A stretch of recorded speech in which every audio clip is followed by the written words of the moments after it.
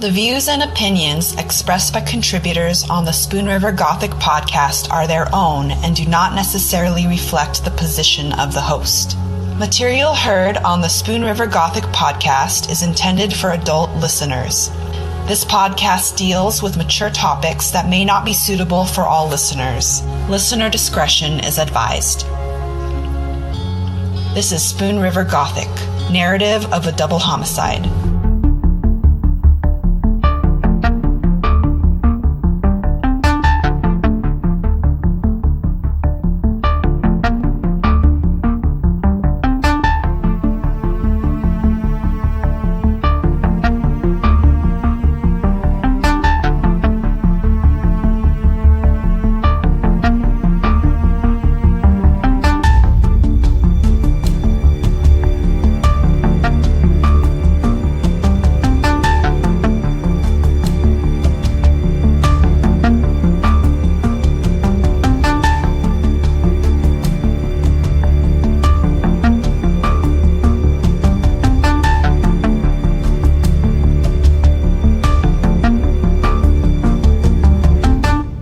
Chapter 50. A Heavy Burden.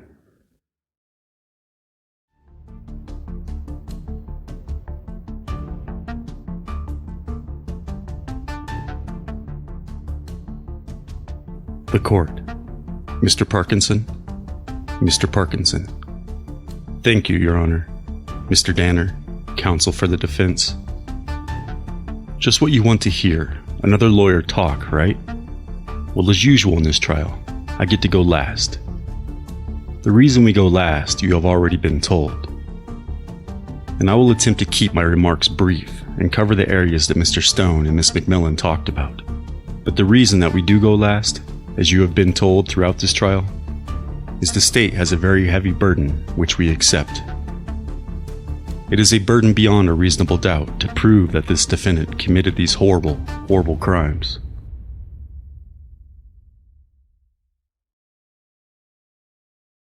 We accept that because that is the way our system works, and that is the way it should work. But because we have the burden, we get one less shot at you to try to argue the merits of our case.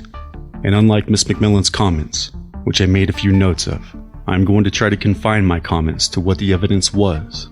And of course, you will make the reasonable inferences from what you heard. But it is not often that I stand up here and pick on another attorney. But I quite frankly am offended. Not myself, but for the state. Offended at some of the insinuations that Miss McMillan brought out in her statements a few minutes ago. I won't point them all out, but a few of them just weren't in the evidence. I don't know what trial she was at, but she wants you to make a reasonable conclusion from the evidence. So she says, and yet she talks about things that clearly were never supported by the evidence, and I will get into those. You know, in all of our lives, we have people, I think, that we remember and look up to. And there is someone, and somehow throughout your life, this person may have said something to you and it stuck in your mind. Maybe they were your hero in your family or your work. And to me, that was my grandmother. And when I was a little boy, I would spend my summers with my grandparents. And my grandmother said something to me. We would talk when I was 10, 11 years old, and I would say, I read that there is 7 wonders in the world. And she said, no, there are 8. And I said, what do you mean 8? I just read it in a book. There's 7 wonders in the world. And I was all ready to rattle them off, and I did. And she said, no, the 8th wonder is getting people to serve on a jury. And this was way before I ever thought of becoming a lawyer. Later on, I decided to become a lawyer. And every once in a while, I think of that. And we sometimes forget about the job that you people put in here. 4 weeks. 4 weeks out of your lives that we have asked you to do something that, quite frankly, I don't know that some of us would have or would have done. You didn't volunteer for it. You were called in here. And we went through a process of 4 days and 61 people to arrive at you people. Not because we thought you would be pro-prosecution or you would just bend over backwards to help us guys. And not because you just look like you wanted to be here. That wasn't it. I don't think any of you want to be here. But it is because through questions by the judge, through questions by both of these tables, we all agree that you have got one common trait, and that is you're going to be fair, and you're going to base your decisions upon evidence. Not whether you like them better, or maybe you don't like me, or you think that they are better lawyers in their delivery. None of that. None of that really matters. When you go back there, it doesn't matter which lawyers you like the best or detest the most. It is what did the evidence show, and you all have that trait, and I congratulate you on that. I won't forget you. When I get done with this trial, I'm going to go back to Springfield and go to some other county, so I won't be back. Donna and Justine won't be back either, and that's because of what this coward killer over here did in the early morning hours of January 13th.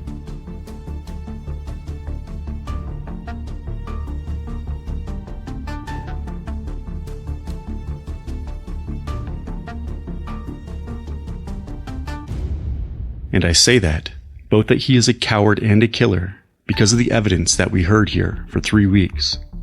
Now the defense stands up here a few minutes ago and pretends that they just want you to follow the evidence. So what do they then do? They cast apprehensions upon the state's efforts, that we manipulated the evidence, that we made it fit him and ran away from David Haynes. She even told you a few minutes ago that when we quit looking and focusing on our chief suspect, David Haynes, you never heard one word of that ever except from her. She stands up here and says, if I say anything that doesn't fit with the evidence, go with the evidence. Well, please do. Never heard chief suspect or even suspect. You know when you heard suspect? On the auto rads and on the blood standards. You heard people talking about other male suspects. That is the term law enforcement uses. You know why? Because there was Rod Franciscovich, with whom Donna had an ongoing relationship. That was a developing and solid one. You had Terry Haynes, whom she dated in September and October, and maybe even as early as August. Not at the same time that she was dating Rod Franciscovich. We had John Tompkins, the estranged husband. They are going through a divorce. This couple married, and it didn't work out. They had a beautiful daughter named Justine. They both thought the world of her. John still kept contact with Justine. Donna and he got along fine, even arranged for the meeting at McDonald's the next night that never did get to occur for Justine, something that Justine liked. We have David Haynes, who was her employer. So we have 4 men who have some contact with her. What is significant about that? Those 4 men, upon the very first asking by the police to help solve this horrible, heinous crime on these 2 innocent people, were asked, will you submit to blood standards? Would you mind doing that? Not a hesitation from any of them. All 4 voluntarily gave blood standards. Why were they asked to? Because in the autopsy something that was recovered was a swab, more than one, but some swabs from the vaginal vault of Donna Tompkins. And when it was tested by the lab, presence of sperm, a goodly amount. Fresh sample of sperm, heads and tails intact, recent sperm. So they asked these 4 men, would you do so? They asked 5 men, didn't they? The suspect over here? I got to go shoot pool and drink or something, but I'll do it tomorrow. Next day, officer goes to his place of work, I think about 3:30, correct me if I am wrong, an hour before he gets off, and reminds him and says, okay, this is the next day. Are you going to meet us and give us the blood standard? Yeah, I'll meet you there after work. They wait. He doesn't show up. When does he give his blood standard? When there is a court order entered weeks and months later. That's why they were called suspects, those other 4, who were quickly eliminated by scientific process. Not by manipulation of the prosecution, not by manipulation of the police, but by science, and by retracing their activities. So I am offended by that. She wants you to listen to the evidence, go with the evidence, okay? You know what? They fight like crazy about this DNA. They even bring in Ostrowski here, who does a little song and dance, a shameful display of insulting your own intelligence. He doesn't go with the evidence autorads, does he? No. They pick out a couple of autorads that aren't even in the same focus, which I hope you saw yesterday, and he quickly, to the insult of your own intelligence, puts it on here and says, well, here is the open profile. Here is Donna. Here is the other 4 guys. And then I have got Donald Bowles over here. Yes, this top one matches up, and he goes down to the pin. See this bottom one? It doesn't match up. Off it goes. You won't see it because the defendant's autorads aren't in the evidence. Not those two. He wants to make a comparison so that he can trick you into thinking there is no match. So we have to ask you people to stay around another day, and we bring back Mr. Frank. Sure, he is a scientist for the state, but he testified on science. And I hope he explained to us all in a language that we all finally understand when he did. When he did his counting, and I am sorry if I use words like, it looks like a ladder or a rung. I must have looked like I flunked a chemistry test when I tried to get through that. But eventually we did. But DNA is very confusing. But it's made a lot clearer to all of us, I think, because Mr. Frank took those same two autorads that they wanted to sell you like a can of snake oil and insult your intelligence. And then he did a count for you up on the screen and showed you that the open profile, which was had from the beginning, from the vaginal swab that had Donna on it, and some suspect yet undetermined, and you saw where those bands fell with regard to those markers. Just under 6 and just under 18, you could count down the ladder of 30, and you can see that it did match. So there isn't any question about a match. They call Mr. Ostrowski, Dr. Ostrowski, who has never done one DNA analysis in his entire life, to come in and try to sell you a bill of goods that there is no match. And then when they see that doesn't work, what do they then say today? He had sex with her. Doesn't prove anything. What does their science say? Well, just because he had sex with her doesn't mean he murdered her. What kind of a scientific answer is that?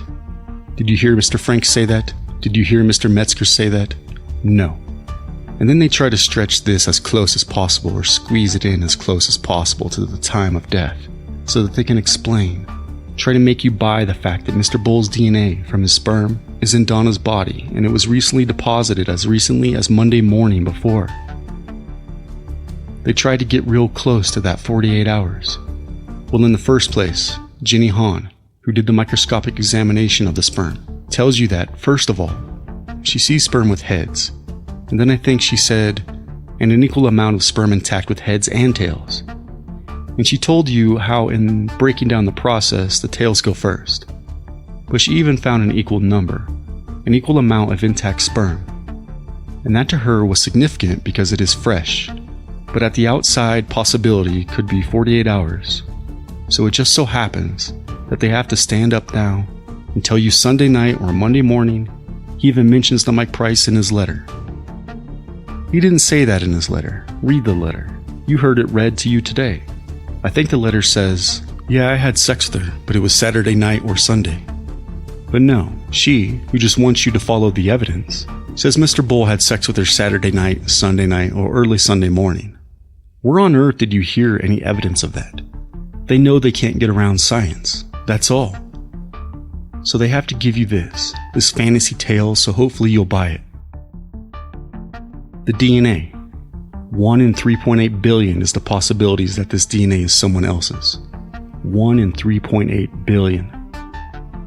Or if you use the approach, the modified ceiling approach, which gives all the breaks to the defendants, it is 1 in 210 million.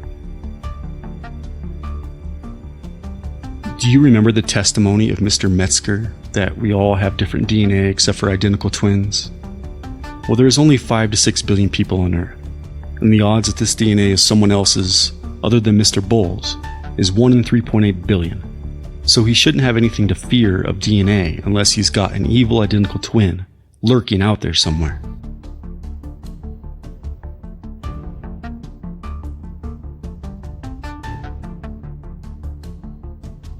Science points to Mr. Bull. His own statements point to Mr. Bull. They make light of the fact that we got these lowlifes, I think we called them, and put them close so they could cozy up to Mr. Bull to see what he would say. Well, what did he say? What is important about what he told those people? Chris Chester. They say Chris Chester, ignore him. But all they talked about is Mr. Chris Chester. I think Mr. Stone says the state's whole case rests upon Chris Chester. She talks about Chris Chester. They want you to ignore him. They can't get around Chris Chester because he knew details. Details. They can't get around Harold Crozer because he knew details and questions that this guy asked him about DNA. What is it? Genetic fingerprint. When did he ask him about it? When they're watching a TV show about DNA. Up to that point, he never had said anything about having sex with Donna Tompkins. And he didn't have sex with Donna Tompkins. This is part of his braggadocio. He has got to tell his buddies. Now, they took my blood sample a month ago, June 16th by court order. Now it is July. I have got to write to my good buddy Mike Price and put some juicy language in there about our relationship that we had. I got to tell Harold Crozer now that, yeah, we had sex. And he has got to find out, through his own efforts, how long can semen possibly live? How long can sperm live? And he even asked Ostrowski, the numbers guy, who doesn't tell you anything about numbers, but comes here from North Carolina, the population and geneticist, doesn't tell you anything about numbers, except 5 to 6 days it might live. So he has got to get himself in that window. So now he starts talking to people and explaining that he had sex with Donna Tompkins because he knows DNA is going to get him. That's why. And they make light of the fact that David Nell, who was a Friday witness and then a Monday witness, why he didn't tell the cops anything for a year when they questioned him. He tells him about the language and the pointing to the house of Donna Tompkins in the early morning hours just before their deaths, just before he went back and killed them. He doesn't tell anybody about that. What is so unusual about that? If it were up to him, he wouldn't have told you that now. He wouldn't have told it to this hotshot ATF investigator that Mr. Stone calls him, except they knew he was lying. So they want you to think that it is okay, on the one hand, put a wire on these guys.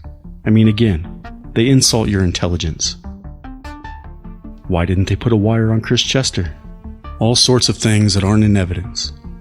The propriety of it, or how do you do it, or how you violate someone's rights. They don't tell you about that. They say if Chris Chester was telling the truth, they should have put a wire on him. Then somehow they complain about this so-called hotshot ATF investigator who comes in and tells David Nell, after a few bouts with the police, he says, "Look, we know you know more, and you're not telling us." And so they lean in his face and say, in effect, "David Nell, you are his good buddy. You're with him. You were with him at the card party. He took you home. You have known him since kindergarten. You are his best friend. You're not telling us everything." Now, they didn't put the details in his mouth. He then told them what he told them. And you heard, he pointed to the house, and what would he have liked to do with Donna? Not once, but on the trip back again as they were cruising, drinking some more beer to get to their 18 to 20 for the night.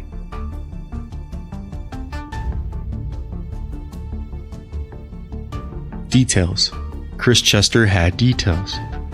I don't think I will ever forget Chris Chester as he sat up there, as he looked him in the eye, as he described for you this motion that he put on Donna Tompkins.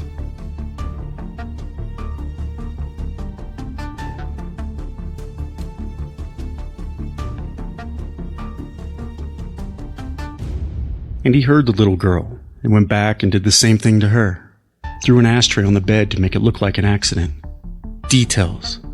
They say, well, Mr. Stone shows you the Miranda warning thing that Mr. Bull initialed, and that he didn't tell police anything because he doesn't trust the police, so he wouldn't tell them that he ever had sex with Donna.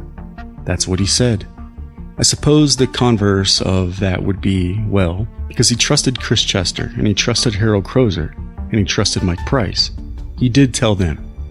A few of the other things that they talk to you about, they try to indicate that since they can't get around the DNA, they have to make up some relationship that occurred, and that Mr. Bull had sex with Donna. We have accounted for Donna's whereabouts from about Thursday night, Friday morning on. Thursday night, Friday morning, she is at Rod Franciscovich's house. I think that morning, Friday morning, she left for work. She gave him a key. First time that he let himself in, then on Monday night, when he got off work at Peoria when he came back late. This is the ongoing relationship that she had with Rod, and she gave him a key only Friday before. Okay, Saturday night, they go to Rod's house. They cook some steaks, I think. She spends the night. She gets up early enough to be home to receive Justine back when John is going to bring her back into town.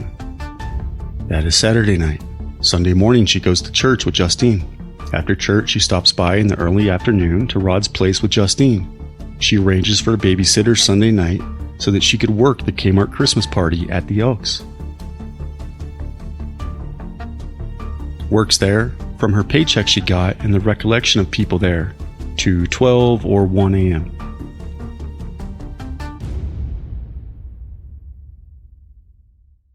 Monday night, Rod comes by. They have some sexual relations between Monday night and Tuesday morning. And by the way, not to go into the details again, but you recall the testimony of Rod Franciscovich. Do you remember there were other swabs that were done? It wasn't just from the vaginal area. There were tracheal, there were oral. There were other swabs. Wasn't any sperm found anywhere that belonged to Rod Franciscovich. The charred key fob, or whatever you call that thing that was found. The key thing that John said was the one that she normally used matched up. Take the key and see what might be missing from that. Take the key that Rod had given to him by Donna and look at that charred key fob, the ring. The ring. We should have quit with the sisters. If anybody knows whose ring that was, Susan and Anne knew it was the ring. I think Susan is the one that, quite frankly, is very attentive to it. She had the thing about don't sleep with your jewelry on. There isn't any doubt that this is the ring. You can get into a discussion. Was it an opal? Did it look like an opal? But what significance is that? The people that knew her identified that ring without any question, and that is the ring that was found in his belongings at Rochelle's house on March the 29th, 1993. That is the same ring that he told Harold Crozer, another detail that they don't want you to believe. Don't believe Harold Crozer. But how did he know about his concern about a ring at his ex-girlfriend's house, Rochelle, that he was concerned about? It is that ring, 62, the white stone ring. That was Donna's ring. Mr. Stone says, well, that is silly about why would he take that ring? Why wouldn't he take the signet ring? Well, signet rings have initials on them, I think, and they are not as unique looking and valuable.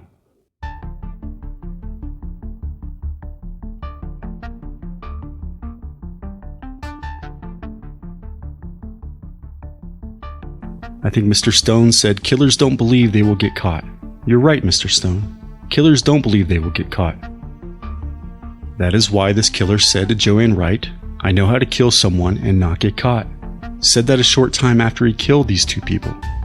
He didn't have sexual relations with Donna other than the night he raped her, January 13th, 1993. This was the sexual relationship that Mr. Bull had with Donna Tompkins. This is the only time. And that's why he didn't say to David Nell, his good friend since kindergarten, as he drove by, as he drove the car, drove by twice, once north and once south, pointing at that house to the lady to whom he had delivered a couch some months before, that he would like to do that with her. Not that he would like to do that again, but I would sure like to do it with her. What a thing to say to your best friend since kindergarten, unless it was going to be your first time. So after a night of winning $57 at cards, drinking 20 beers, cruising around with his buddy, after a night of that, and a rape and murder of two innocent people, the phone rings shortly after 9. David Haynes, who they want you to think was the chief suspect and is the murderer, he goes to check on her, but first he calls. People at work told him Donna didn't show up. The ATM money didn't come in. Hazel Brown says she didn't show up. Several people are concerned. Donna didn't show up. People other than David Haynes, before he even left to go check on her, had already checked on whether Justine was at the daycare, so concern is developing by other people, and it is suggested to David Haynes to go check on Donna.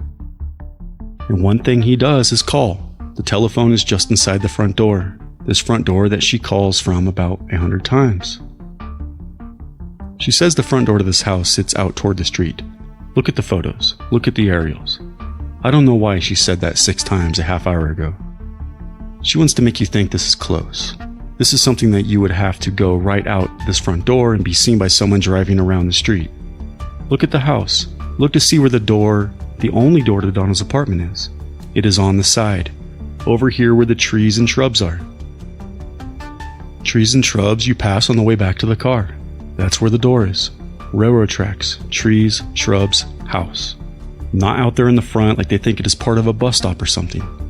But David Haynes, on urging of the people at the bank for concern for Donna, dials the phone. Who was in there, and who heard it, and who didn't? Well, we know who didn't, because Donna and Justine were already dead. But we know who did. We know who did. Who had to then make his escape after his night of drinking, cards, murdering? Who had to make his way out the side, sitting right there? You know that accelerant was poured mainly in two places, right on the bodies on the daybed, or the rollaway or whatever, the couch bed, poured on the bodies of these two people to make it look like an accident. And the other place was over here by the front door on the sewing table where the phone was. The two places that was poured were those two places. So altogether, it may seem strange to you. Murder and rape and killing of innocent people is a strange thing, and what people do cannot always fit with logic. But after a night of 18 to 20 beers and card playing and winning and rape and carrying out the statement he just made to David Nell, meeting resistance, and then killing a little girl whom he heard in the back and did the same thing to her, he at some point had to make his departure, and he did. And why is that important? Because when did he get home? When he arrives home between 9:30 and 10 from the people who were already there, Misty Pratt, Rochelle his girlfriend, and Jackie Day, he comes in. And it is about then, or shortly thereafter, that these sirens are heard. He just happened to show up 4 blocks away from the crime scene after this fire redeveloped into its final stage. They make a big deal about David Haynes when he gets there, and he was sent. It was suggested that he go. They make a big deal about him calling the police department, not the fire department. Am I somehow missing something? Because when he called, and you heard it there at 9:31 and 56 seconds, why was he supposed to call the fire department? He is up in Pauline Newcomb's apartment, isn't he? I am missing why he is supposed to call the fire department. It was after that, as he makes his wellness check, telling them, "Get somebody down here. My secretary didn't show up for work. I am concerned. Her car is parked here, and she is not there." Is he supposed to... I suppose you would call the fire department. You already heard the fire department and the police department are in one building in Canton. But he calls to what they call as a wellness check. I don't understand why he is supposed to call the fire department, and that's what they insinuate.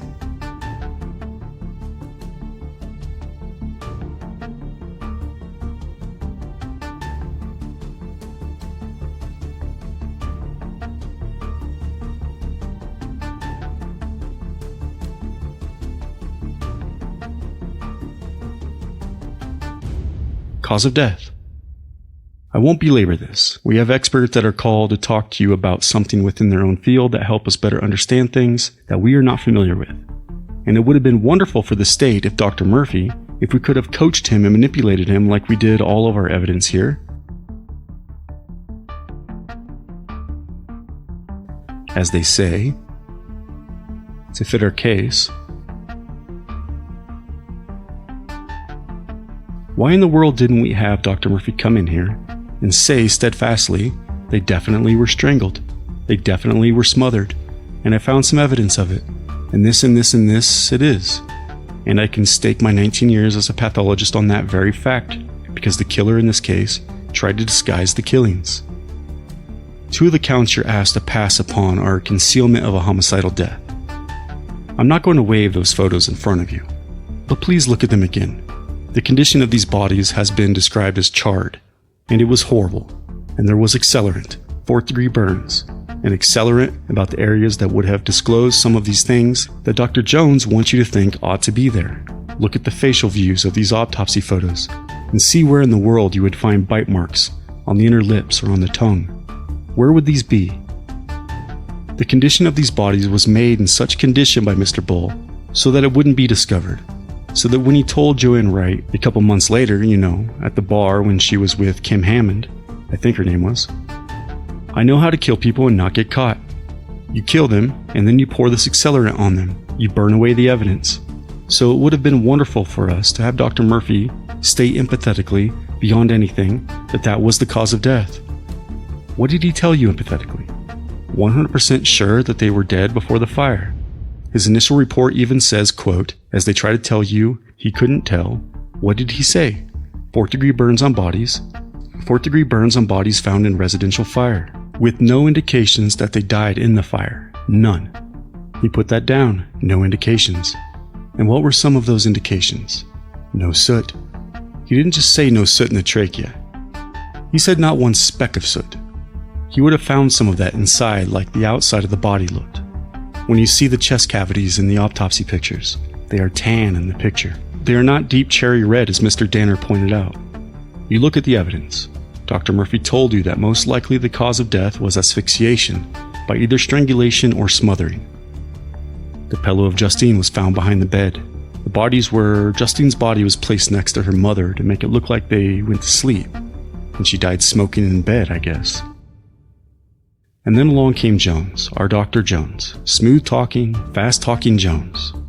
Definitely opinion, who only looked at 16 Kodachromes and an autopsy report, didn't talk to police, didn't initiate an investigation like she says she's good at, and she's very definite.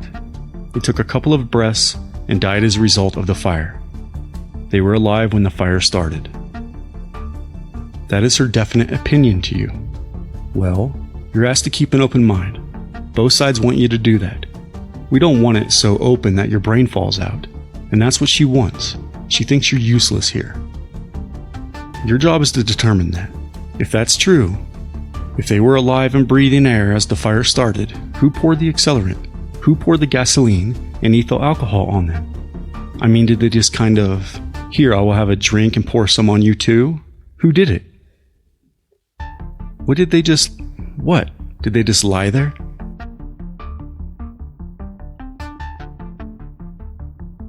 And look at Donna's position at the end of that daybed. And that is the position she was found in. Ask yourself where Donna Bull had just been to leave her that way.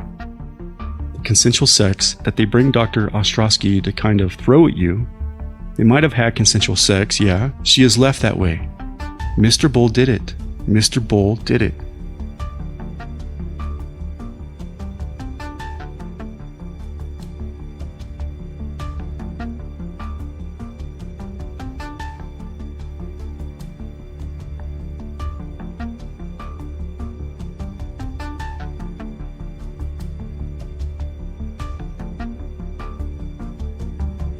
The trial is like a train. Some trains leave their place with few passengers. They zip to their destination. They are alive. People get off. Other trains go along and pick up. They go slower. They pick up things, cargo. They chug along. They eventually get there. That is what we have done. We chug along, and you are about ready for me to sit down and be quiet. The train in this case picked up the puzzle pieces that Mr. Danner referred to. There is some witnesses, there is DNA, there is inconsistent statements and lies by the defendant. There is all sorts of evidence that was picked up along the way until we finally made up our case. We didn't jump to any conclusions, and jump away from David Haynes and jump on him. I ask yourself to look at those autorads back there, and look at the photos, and look at the position that Donna Tompkins was left in. And you will come to the conclusion that that's right, that this defendant raped Donna, murdered her, and when he heard the little girl Justine, he did the same thing to her. And then that wasn't enough. He had to make his getaway, so he poured the ethyl alcohol and some gasoline. And she says no containers. Look in the pictures with the whiskey bottles, that's broken there on the bed. You can see parts of it. You heard testimony about it. No container? It's there. Now finally, as I said, you have got a tough job, and you have to get back and do it. And my job will be done in about 2 minutes, and I can sit down and put it on your shoulders. I again want to thank you much for the attentiveness you have given us over the last several weeks. And you know, I never had the pleasure of knowing these two people, and they are gone. But I was thinking earlier that John and Donna had a very beautiful little girl, and they chose to name her Justine. I looked that up. I looked that word up, Justine, and I found what its meaning was. But even more than that, if you just change one letter in her name, you have justice. And although we didn't bring Donna and Justine back, and nothing I can do or the family can do, nothing the court can do, but the one thing that they deserve even in death, they do deserve this. They deserve something only you can give them. And that is justice. And I trust that you will do that. Thank you.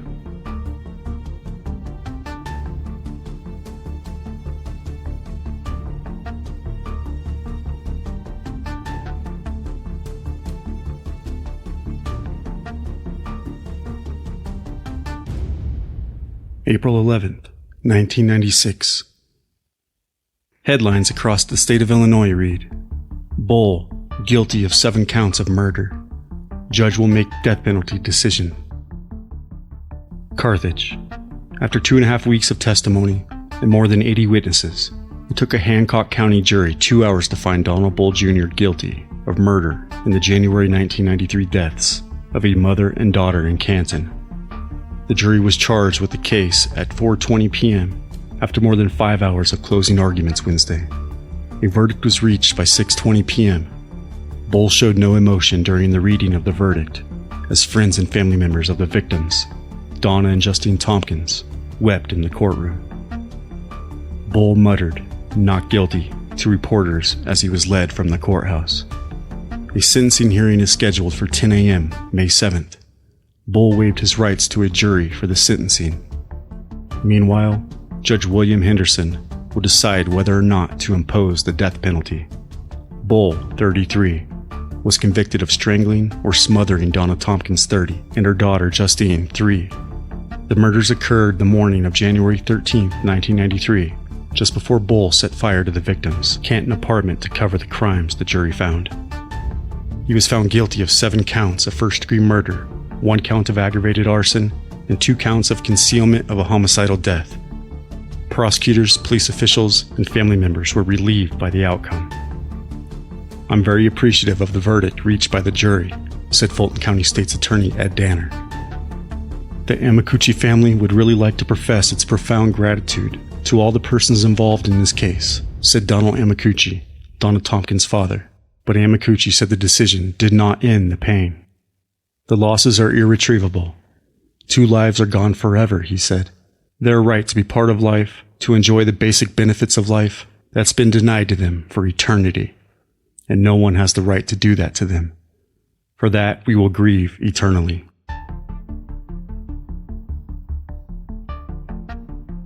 John Tompkins, Justine's father and the estranged husband of Donna, said he was glad the trial was over, especially since he was the original suspect. "I'm very satisfied. It's been a hell ride," he said. Defense attorney Dean Stone said, "We're obviously disappointed. I don't think the state proved beyond a reasonable doubt." I'm Cory Zimmerman, and this is Spoon River Gothic.